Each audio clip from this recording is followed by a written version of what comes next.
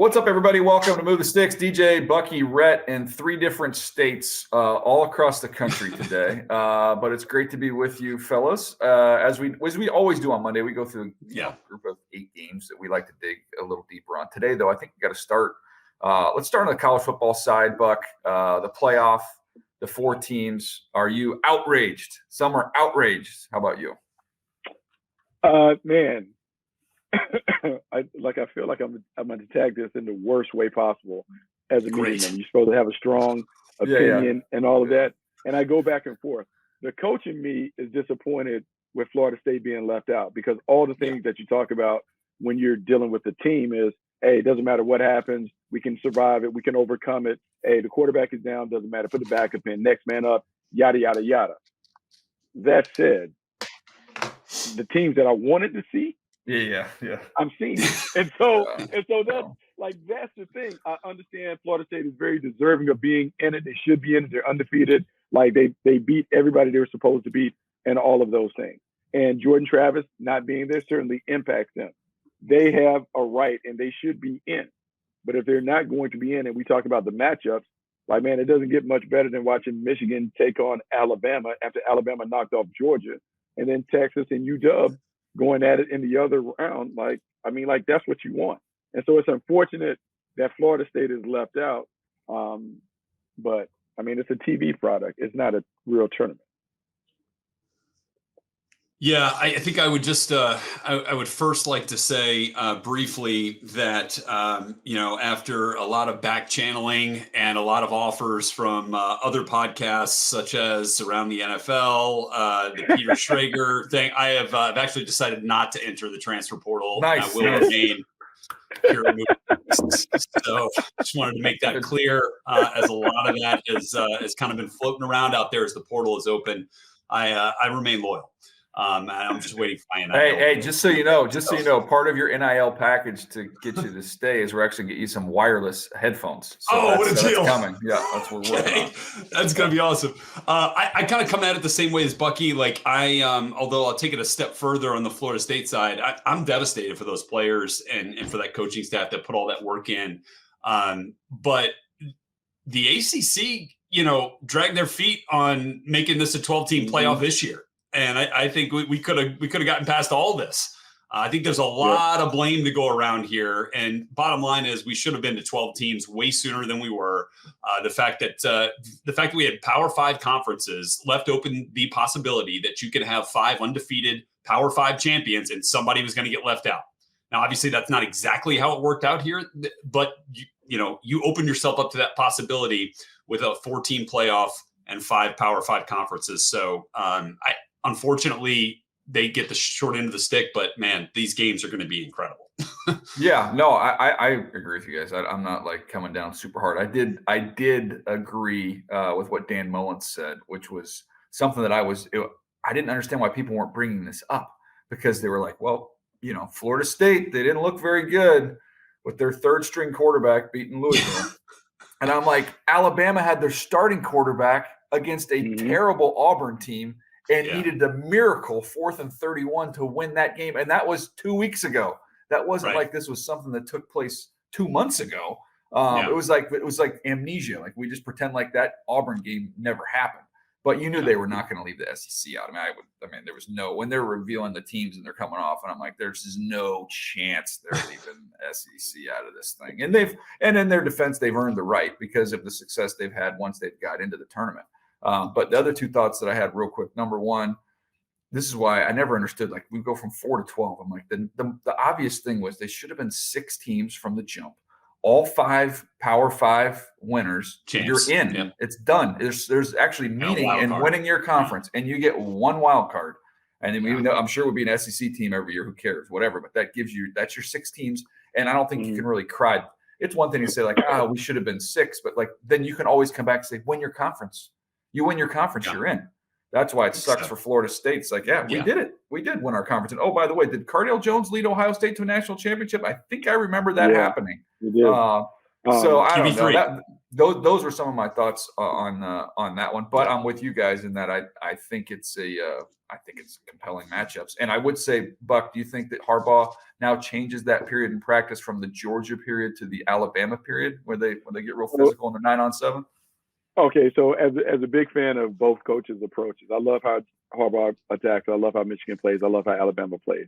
I would have preferred not to see them in the semifinals because I think that's it. But I think it's very telling during the reveal show when they're like, Michigan, you have Alabama. And there was no, they were hoping for the Noles. I mean, as much as we feel bad for the Noles, I guarantee you that Michigan was truth serum to Michigan. They were hoping that was going to be the Noles. Yeah. But no, look, the matchups are great, right? They're great on one side because you got old school football, Michigan versus Alabama. You're going to line it up. Who's the more physical team? Who's going to be disciplined and detailed and all that? Then you have the explosive team in Washington and Texas. And here's the thing that I think everyone can talk about. I went on radio and even talked about this. When Oregon was about to play Washington, I was like, look, Oregon's been the best team in college football the last 5 weeks. If you looked at them, I expect them to kind of knock off Washington. And then you tee the ball up and UW really control the action from beginning to end. So that's why we have to be careful in terms of the eyeball test and what our eyes tell us, as opposed to, hey, let's put the ball down and let's see what it looks like when you play. Yep, the results should matter there. So, anyways, it'll all be fixed next year as we get 12 teams, which is 6 too many. All right, let's get into some of these games. I'm going to do you guys a favor. Because we always start out with the games that Bucky and I are at usually. Yeah, please kicks it off. Don't talk about that game. 6-0 Chargers over the Patriots, and I'll say, look, the Chargers. They did what they needed to do. J.K. Scott pinned them inside the 20, I think 7 times, one of the better punting performances I've seen. It was rainy. It was wet. The stadium was half empty. Haven't been in that stadium when Tom Brady has come out of the tunnel in a playoff game and been there and seen the fist pump and felt the electricity in there better than a doornail in that stadium. And there's nothing there. And to me, it feels like it's time to start something fresh and new. And it was an unbelievable chapter. I mean, we're talking to the pregame show. I think, Belichick's been in the Super Bowl half of his years in New England, which is insane when you put that together. Unbelievable run, but let's get a fresh start here. Let's get an offensive-minded head coach. Right now they have the 2nd pick in the draft, and let's try and change it because this is painful. I felt like at halftime, Buck, I'll get to you, and then we can really move off this game. But at halftime, they had, I think it was I don't know what the age group was, but a girls' flag football game, infinitely more entertaining than what we saw in the first half of that game. It was painful, Buck. Okay, so look, I understand offense drives everything, but this Patriots team, because this is, I guess, an indictment on Bill Belichick and his coaching, but I'm looking. 4 times this year, this team has held teams to 10 or fewer points. 4 times. They've lost 3. They lost 3 of those. The last 3 weeks. 3 in a row. So I understand, it's pour dirt on Belichick or whatever, but man, from a defensive standpoint, he still got his fast. Oh, yeah. I don't know what to make of the offense. I think whatever quarterback they put in, Bailey Zappi, Mac Jones, maybe Cunningham is always going to struggle. But man, I understand it's been dead, and you said the stadium is dead, but God, who are they going to get to replace him? And how are they going to? I wouldn't want the job. There's going to be 9 or 10 jobs. I wouldn't want it. But if they pick 1st or 2nd, you're going to be like, well, I come in with a new quarterback that's got a lot of ability. Yeah. But and the thing I'll say is, go ahead, Buck. No, but I'm saying, but what about the Popovich thing? Because Greg Popovich was absolutely terrible after all the Hall of Famers leave. Wemby comes back and they sign him to a new deal, and away we go with the Spurs all over again. So is that a situation where if the Patriots finish with the number 1 overall pick, they get their pick of quarterback, do we really want to move on from Belichick, or do we not trust them to be able to get it right with the number 1 overall pick? I don't think it's gonna be that hard with the picks at the very top there with the quarterbacks that are gonna be out. But what has obviously been way more difficult than I think anyone anticipated was Bill and the and the evaluation staff up there building a winner on offense with personnel. I mean, we can point to, we can say, hey, Bill's done a great job with the defense, and he has, and his staff over there with Gerard Mayo and with Steve Belichick, they're doing a pretty good job. But offensively, you look around and it's the Bill. What do you got? I can't see it. I'm just it's all the lighting doesn't work. Yeah, but I was just going to terrible show lighting. you. San Antonio's 3-16. That's all I was saying. They're not that great. Okay, got it. Nonetheless, it's to a certain extent, the buck stops with Bill and personnel. And can anyone sit there and say that the Patriots should be better than they are on offense? Well, I'll add this. I'll add this too, because I was getting a bunch of texts like, "This is the Patriots like Iowa. They're like the Iowa." And here's the thing: when you watch the game, it's different. I feel like, and a little bit like this with the Jets too, where the defense is really good, but the numbers are skewed because offensively you play so conservatively when you're playing against them. Like, as long as we don't give them, if we force them to have to go the distance of the field, like we're not going fourth and one at the 45. Pooch punt it, just pooch punt it. Like, just they're not going to score. So there's no pressure on the opposing offense to put the foot on the gas and really try and go out there and try and get you a bunch of points. It's don't screw up. Don't turn the ball over. Let them travel the length of the field. They can't do it. You got 6 points. I made the point during the show. I'm age myself, but I asked Money. I'm like, Money, you remember the show 8 is enough? He's like, yeah. I'm like, that's how you play New England. You get 8 points. It's over. Like, that's enough. And here's what I'll say. And tell me if I'm wrong on this. But let's say the Patriots do end up with the first overall pick. Let's say they take one of the quarterbacks. You might be worse off than the Carolina Panthers are with Bryce Young this year, with what New England has. So, like, think about that for a second, right? They got a lot of work to do, and using Carolina as an example, you hope that you don't, cause irrevocable damage to a number 1 overall pick quarterback based off not being able to help him enough with personnel around him. I would say I'll piggyback that, and then we'll move on. I will say this though: I take Ramondre Stevenson over any back they have on their team. Their offensive line's better. The combination of Hunter Henry and Mike Gesicki's better than in my opinion, with Hayden Hurst and what they're playing with in Carolina. Yeah, but we're talking about margins here. I'll take Devontae Parker. I'm just saying Carolina's historically terrible in terms of the situation for Bryce Young. The offensive pieces are not as dire as that is. But I'm telling you, I'm watching Bailey Zappi. I wish him the best. I hope he has a long career. He's not a starting quarterback in the NFL. Like, come on. Like, you have no chance. He can't throw the ball down the field. Like, you talk about playing half court, Buck. This is like playing inside the key. Like, it wasn't even half court basketball. So I don't know. That's enough in this game. Right. Let's move. Let's move on. Who's up next here? Good question. Buck, you're up next, and you've got the Pack and the Chiefs. I think that Nabil put that number 2 in the order because I wonder why. So well. Yeah, I wonder why. So here's the thing: I've always been cautiously optimistic about the Packers being able to move on successfully after Aaron Rodgers. I felt like, despite Aaron Rodgers' greatness as a 4-time MVP, I felt like his presence was holding them back. I think what we got a chance to see Sunday night is when you remove him and you kind of remove all of the old players that he liked to hang on to, you kind of saw the growth of this team. We saw a bunch of young pass catchers. We saw the young quarterback in Jordan Love. We saw a team that looked like they're growing together. And even though this might be like the pinnacle of their season, knocking off the Kansas City Chiefs, we could see where this team could be down the line. Jordan Love got the ball out on time. It was on target. They ran the football with A.J. Dillon. They were able to really bring in a bunch of young pass catchers that were really getting open and doing things. And this offense looked like the more ball control, high percentage passing, run game complementing it with the defense playing well that we expected to see. And then you look at their schedule, and they're primed for a playoff run. Like, you can reasonably look at their schedule and say, hey, man, they may be able to get to 10 wins. And if they're able to do that with the young quarterbacks and all of that, I think the front office will feel vindicated for kind of moving on and dealing with all of the stuff they had to deal with in the fallout of Aaron Rodgers' departure.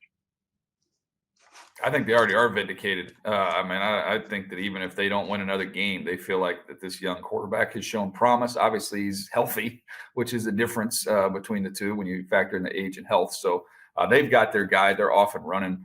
Nabil obviously putting in the chat here that they're the number 7 seed in the NFC as it stands right now. It is. I'll tell you what. The other thing, Rhett, I'll go to you quick on this. Going through that game a little bit this morning, watching the explosives. I think they had at least five guys who had a catch over 15 yards in this game.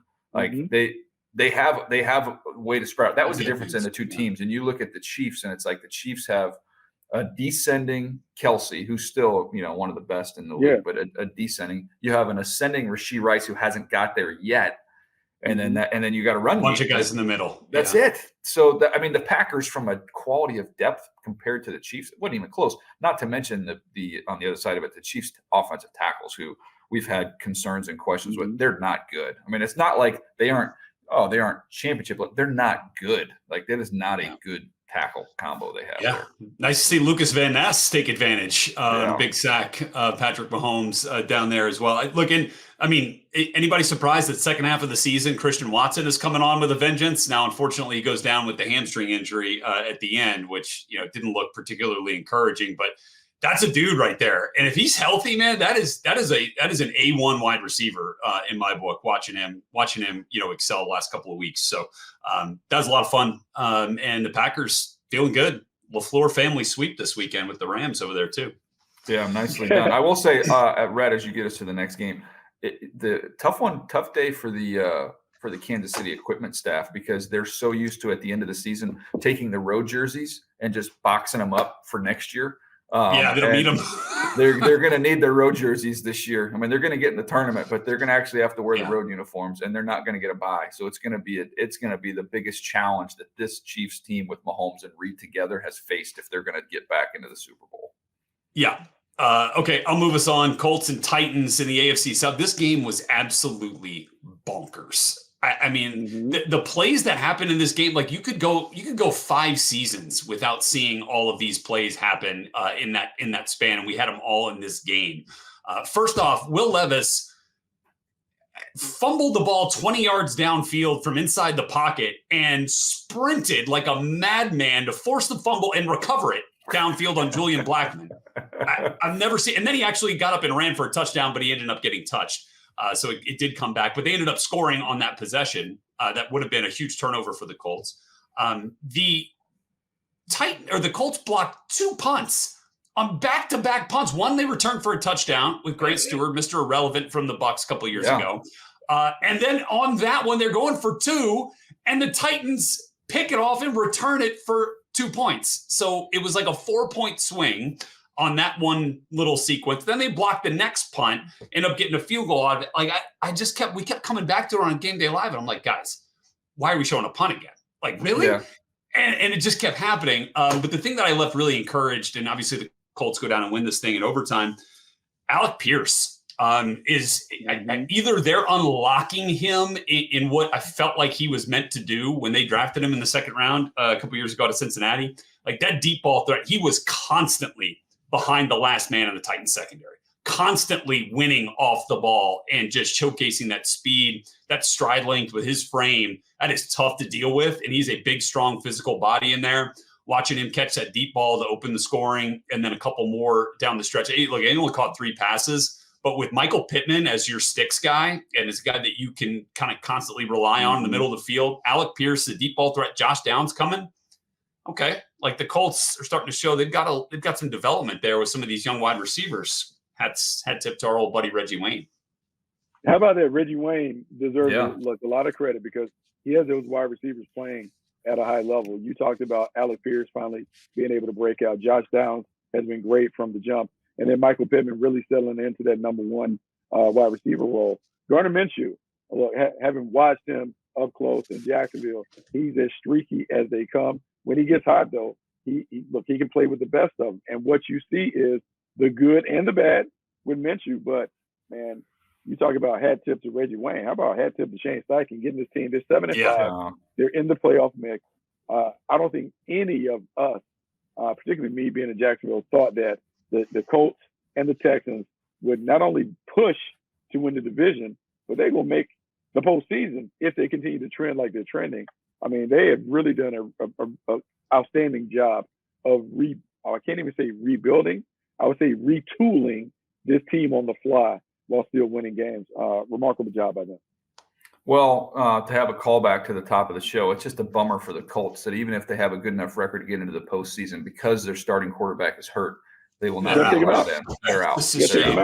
You got to take them out. By the way, again, one of the team building things that I've always I've grappled with here is I just have never understood the lack of investment in backup quarterbacks. Like, go get you a backup quarterback. There's nothing worse, not only for a team and an organization, but an entire fan base to have to punt on a season when one guy gets hurt. And I know it's the most important position in sports, but man, sacrifice the backup interior lineman, take that budget money and dump it on trying to invest in somebody like a Gardner Minshew, who it might be a roller coaster ride, as Buck was kind of alluding to, but he gives you a chance. At least there's a reason to turn the game on and know, like, hey, we might have a chance today.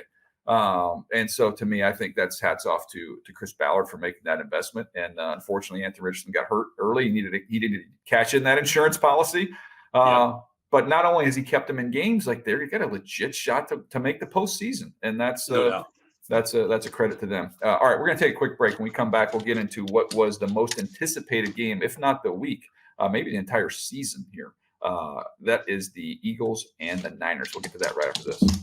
All right, guys, let's jump back in here. Niners absolutely hammer the Eagles. I mean, just a butt kicking, and I talked about it in the run-up to this game that I told you these teams do not like each other. This is the best rivalry in the NFL, that nobody realizes how much this exists in terms of disdain. And I think after the game, I think people believe me. I think they might believe me that there's not a lot of love lost between these two teams. But the Niners, man, they talked all that noise after the season was over. Like, hey, if Brock Purdy had stayed healthy, well, they got a little something to crow about because Brock Purdy was healthy in this game, and they carved him up like a Thanksgiving turkey.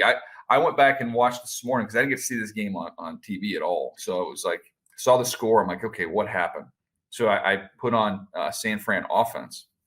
And guys, the first quarter though, I'm like, they didn't do anything. I'm like, wait, how the heck did they give defensive touchdowns? Like, how did this get out of hand?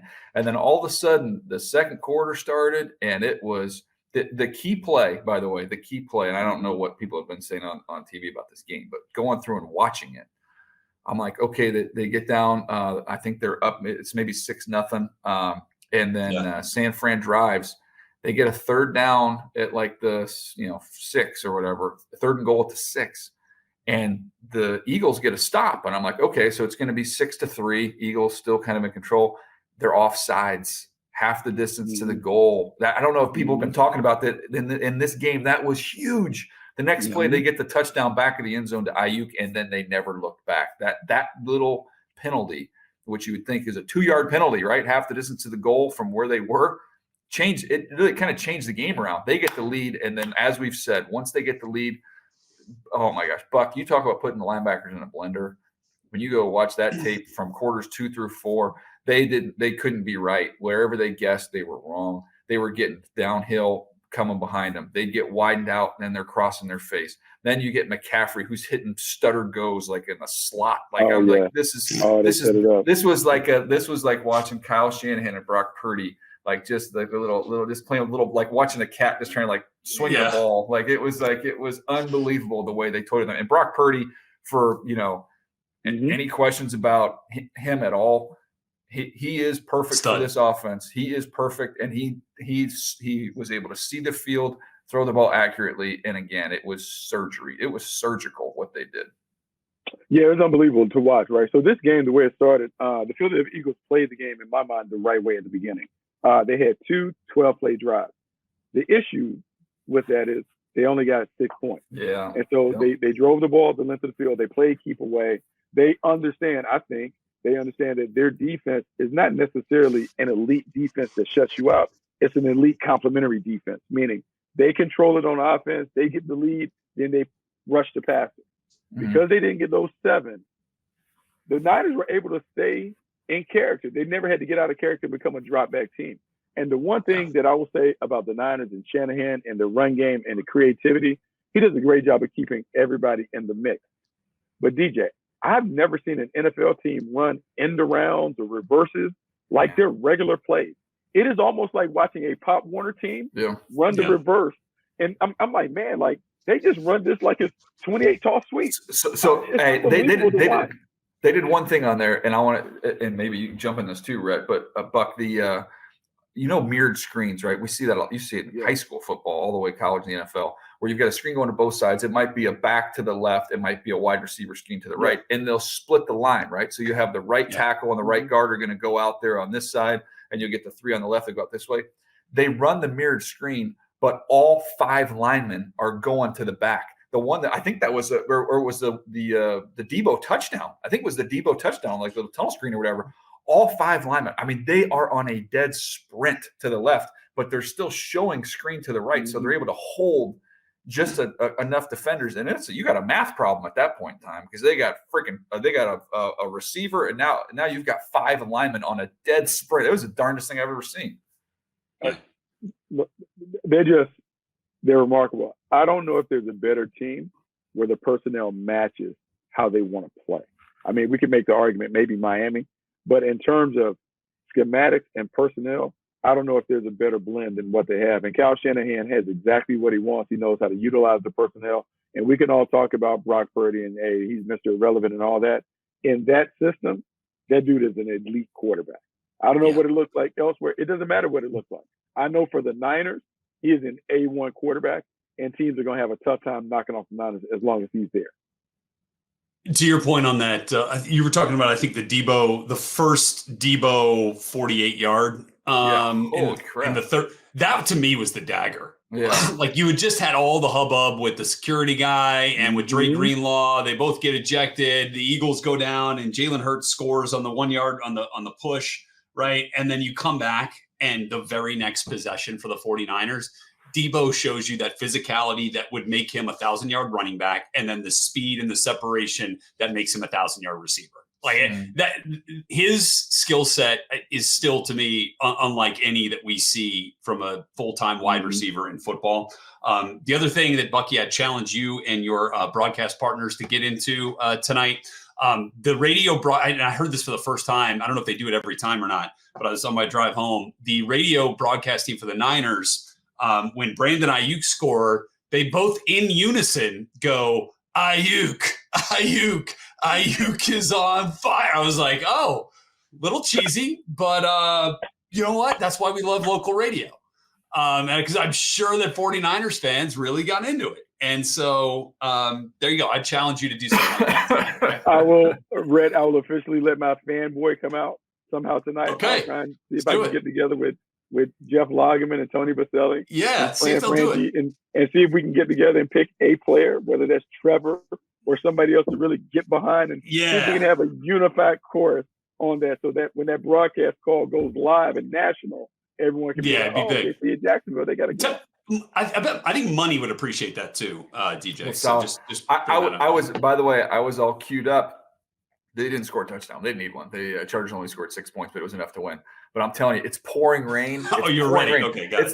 It's the first rain game for the Chargers since 2017. Think about that. How crazy is that? They haven't played in a rain game like where it starts the game with rain. 6 years. 2017. So I'm like, oh, I'm already because I love just like needling money. And I was gonna go like, dude, hey, you get the long touchdown, you got to go Herbert like a duck in water. Bam, and then never. He didn't need it. Didn't need a touchdown. So no need for that line. But it was queued up. I was ready to go on that one. But keep us rolling here. Rams and Browns. Rams and Browns. I had to tune in to watch the Joe Flacco show. See what Joe Flacco was going to look like. I want to see if Joe Flacco was going to look like me coming off the couch trying to pick up basketball. And to my surprise, Joe Flacco looked good for about 3/4 of the game. Like, I was like, man, can you be an older quarterback and continue to throw it? Like, I mean, he was on fire. He was dropping dimes. He and Elijah Moore had a nice connection. They were doing it, but then, like most of us, as we get older playing pickup, that last game, like getting the point at 15, a little tougher. And it was a little tougher for Joe to bring it in. That's it. Here's what I'll say about the Rams. Sean McVay's done a really good job with this team.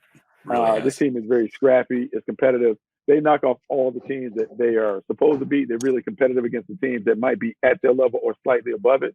And he has been able to get Matthew Stafford and the running game to do just enough. My guy Puka had a 70-yard touchdown, but then he hurt his shoulder, man. He was on his way to a big day. I mean, he was on his way to really set it up. He had over 100 yards you can just see it. Like all the fantasy people are just clamoring for the big day that he had. Then he tried Settle something. down I a was little like, bit. oh my God. Yeah. So, but no, it was a really good performance for the Rams. I don't know what they can do, but I do know they're setting nice building blocks for the rebuilding project that will be next year when they get some more pieces around the players that they already have in the fold. Yeah, I think I would agree. Go ahead. Go ahead, Red. Yeah, I just feel like, again, we kind of asked this on the video show, like 2 out of the last 3 weeks, like who do you trust in that wild card race in the NFC? And it's the way that Matthew Stafford's playing, the way that offensive staff that Sean McVay has put together is getting the most out of all their kind of young and obviously the vet Cooper Kupp weapons. Demarcus Robinson comes in, 4 catches, 55 yards and a touchdown, although he had the holding call that negated a 45-yard run by Puka, which would have added to your totals. But Mike LaFleur, I think, was a big addition for the Rams offense too. And just they understand what they want to accomplish together, I think. And we talk about that with identity, and it feels like the Rams know what they want to do. Yeah, I think the Rams done a nice job, not only having all these young rookies and, young players that are playing well, but they've done a nice job selectively bringing veterans into each room. Have one veteran in each position room that can kind of guide these young guys as they go forward. I think it's very smart how Les Snead's gone about putting this roster together. Rhett, you've got Lions and Saints. Please just go as long as you want on this one. I can't wait to hear all about this. Well, I thought it was over in the first 5 minutes. I mean, the Lions were up 21-0. It was like, it was like the Jonathan Gannon thing again. It was like pew pew pew. I mean, like Jared Goff was all over the place. And then Jahmyr Gibbs had an explosive. David Montgomery punches it in, and you're like, holy smokes! Before the Saints even turn around, the Saints had 4 offensive plays in total, and the Lions had 3 offensive touchdowns. So almost as many touchdowns as offensive plays at one point in this game when they were up 21-0. The thing that I went back and looked at, though, where Goff and the Lions really found success, all but one of Goff's downfield passes, like at least just beyond the line of scrimmage, were in between the numbers. They were focused on hitting in-breaking routes and on attacking the Saints in the interior, in the middle of the field. And I know they saw a fair amount of cover 1 here in this game, but I thought Sam Laporta was a matchup nightmare. Obviously, 9 catches on 10 targets. I think the Saints really missed Pete Werner in this game. He's got some speed at that second level and just didn't feel like they had it.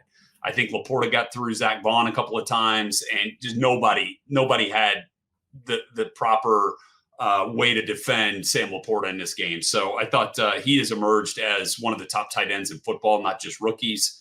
And the Lions have a real weapon right there. Young team, young players, good vets, really good mix. Yeah, I watched the Laporta targets this morning because I want to see, obviously, a huge day. So I'm like, what are they doing? Yeah.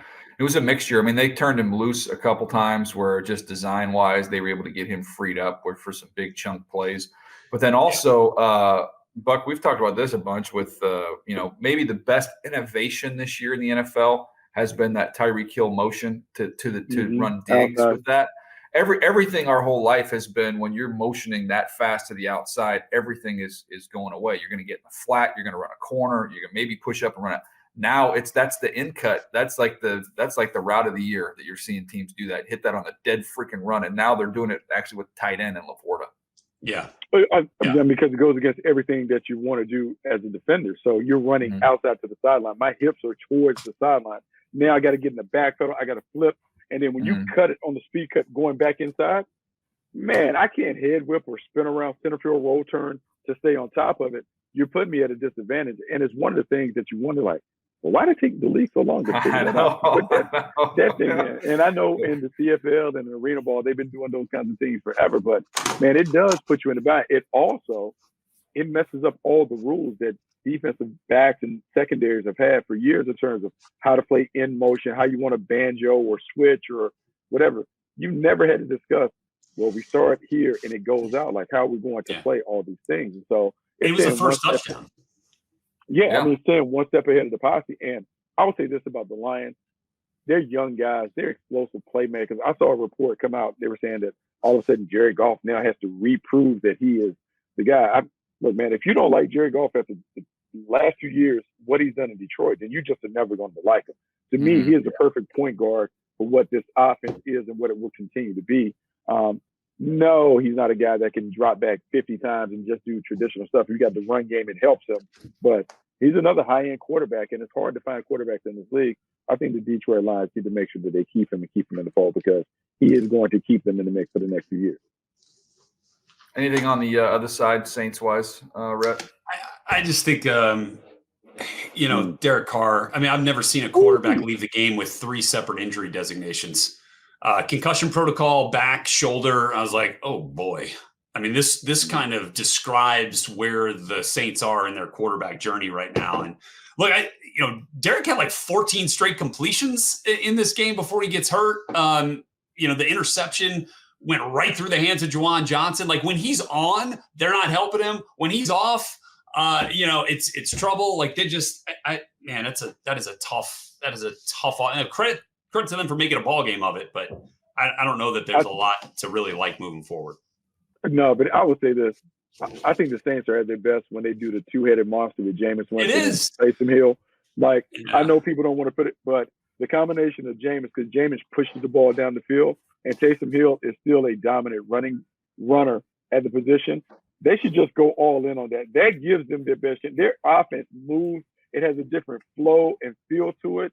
I know Dennis Allen is like deeply entrenched in the Derek Carr thing, but if he wants to win, Winston and Hill should be the quarterbacks. They should be co-number one. Or at the very least, more Taysom with Derek, like at the very least. Yeah, I think it's probably a pretty realistic possibility we see more Taysom. No matter who he's out there with, I would imagine we're going to see more and more of him. All right, we got a couple more to go here. Texans, Broncos. Texans hold on. They get a stop late, which is something teams haven't been able to do against the Broncos for over a month, is get that key stop when you need it. They were able to do that. Game again where I didn't see the game, so I'm looking at the box score, which is going to tell me what I want to study, like what aspect of the game. And the thing that jumped out, I'm like, oh my gosh! When you look at Nico Collins going 9 for $191 in the box score, I'm like, holy moly, what is going on here? So watch those cut-ups. The first one's just a home run ball. I mean, just wins right off the release, right off the line of scrimmage and goes. And then after that was a variety of things. And as a big receiver, I don't know, maybe it was because I saw this jersey in New England yesterday. But I saw a Josh Gordon jersey, and for some reason, Josh Gordon was kind of in the back of my head.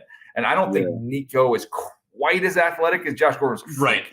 But just in that body type, that is a power forward body that can still really move. And, you can go like Brandon Marshall, like type of guys that have those big frames that can move like that.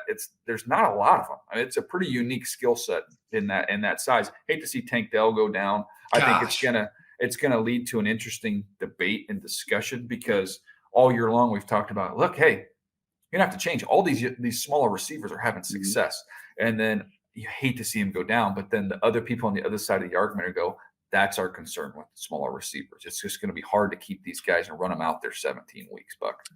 Yeah, it's so crazy because he's just in a pile. Like they're running the football. Like he's not even like it's a goal package. Yeah, it's a goal. I know. He just happens to be in the mix or whatever. I'll say this about the Texans. DeMeco Ryans has come in there and really energized this team.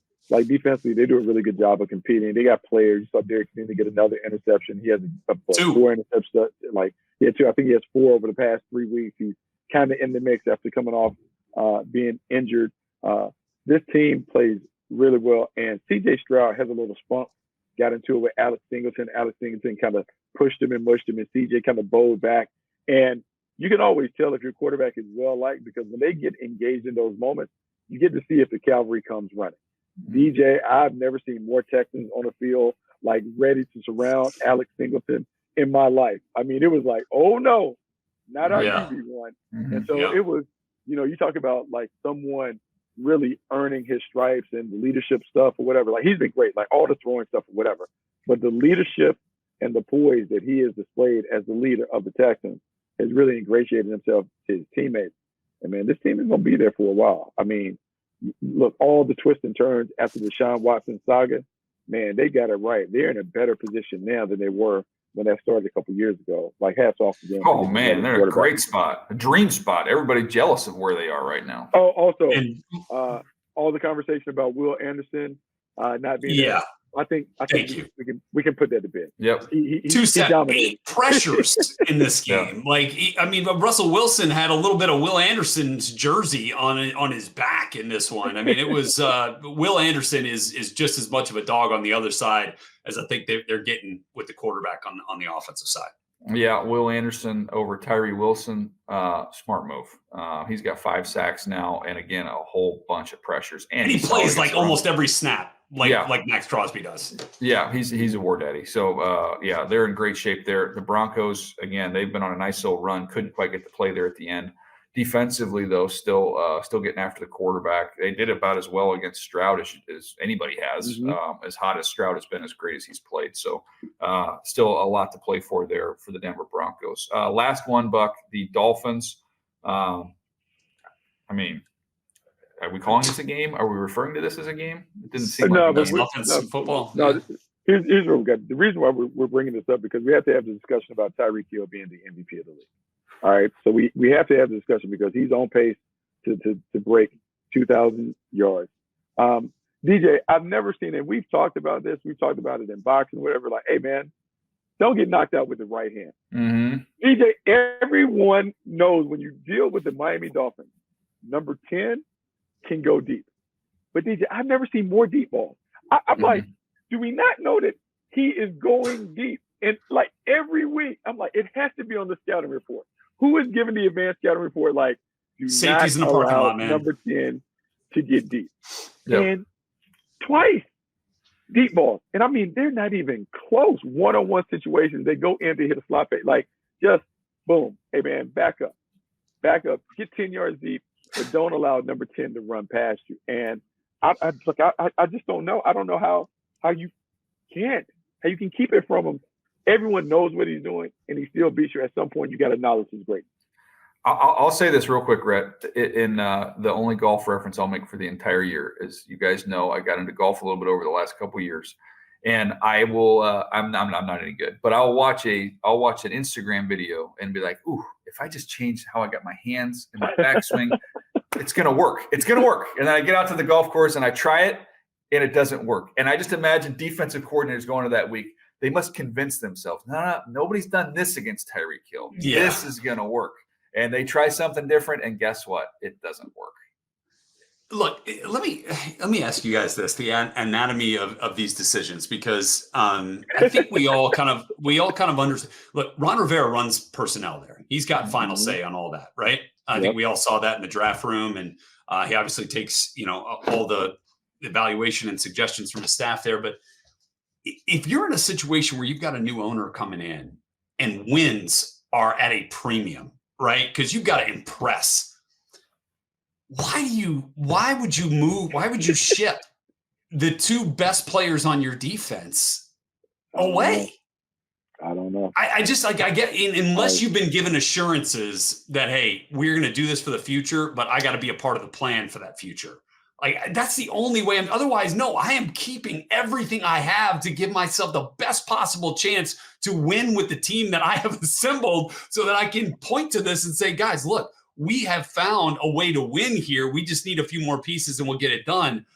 I just don't know how planning for the future helps. You would think a staff, both on the evaluation side and on the coaching side, that is essentially, coaching for their jobs this year. I don't know. I don't get all that part with the Commanders. Can I give you the one think piece that I guarantee you will be written in the next week or two? Yeah. 100% you could take it to the bank. Somebody's going to do the research, and somebody's going to look at what it would have cost Kansas City to keep Tyreek Hill and other options they could have had in terms of, maybe it would have cost them, maybe it was Kelsey. Maybe it would have cost them some of these young defensive players. Obviously, the draft pick compensation that they got back. Maybe the defense isn't quite as good. All I know is it's hard to look at him and what he's doing there and then see Kansas City and their struggles. And mind you, Kansas City won a Super Bowl after he left. So it's not like they haven't had success.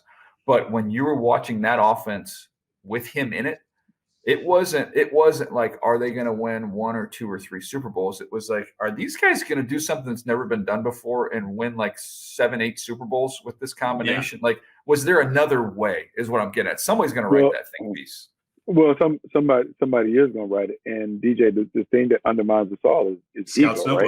notebook. And one of the things that you worry about, and I talked about this when he was traded for Andy Reid, because they've had so much success going all the way back in Green Bay in terms of developing wide receivers.